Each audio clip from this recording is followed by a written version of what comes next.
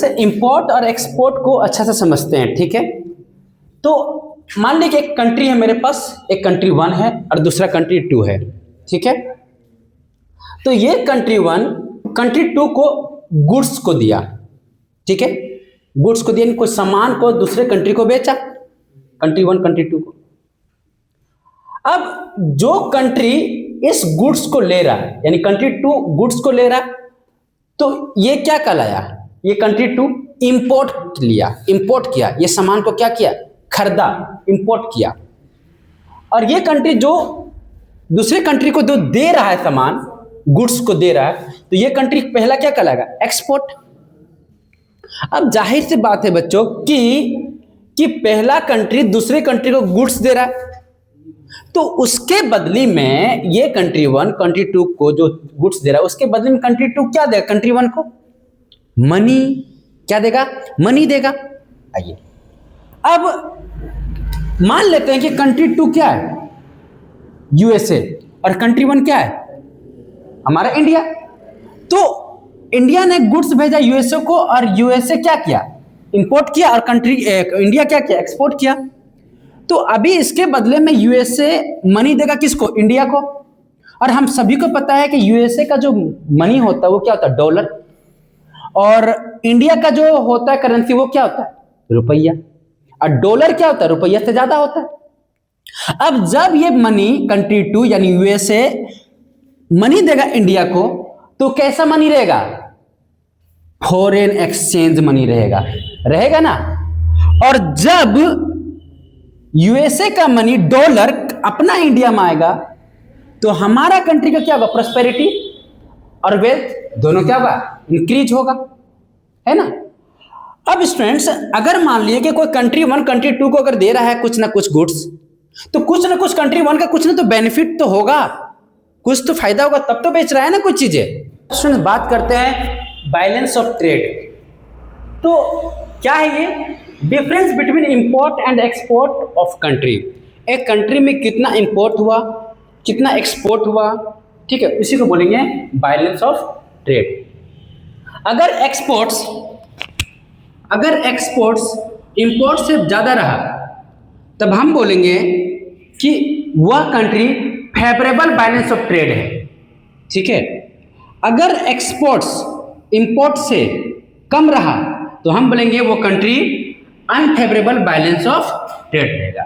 Obviously बात है बच्चों, कोई चीज को अगर हम लोग एक्सपोर्ट और इंपोर्ट करते हैं, तो जब तक कुछ बेनिफिट हम लोग को नहीं होगा, तो फिर क्यों बेचेंगे कोई चीजों को।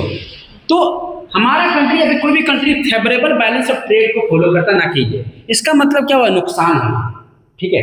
तो हमारा कंट्री है जो है वो कैसा कंट्री, हमारा इंडिया कैसा, फेवरेबल बैलेंस ऑफ ट्रेड है, ठीक है।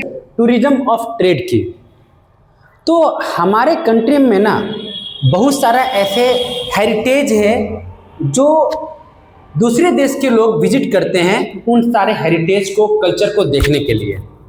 तो कौन कौन से हमारे पास हेरिटेज है बच्चों, जैसे कि India gate, lotus temple, golden temple, Taj Mahal. तो ये सारे चीज़ें हेरिटेज है जो जिसके कारण से फॉरेनर लोग हमारे कंट्री में आते हैं, ठीक है।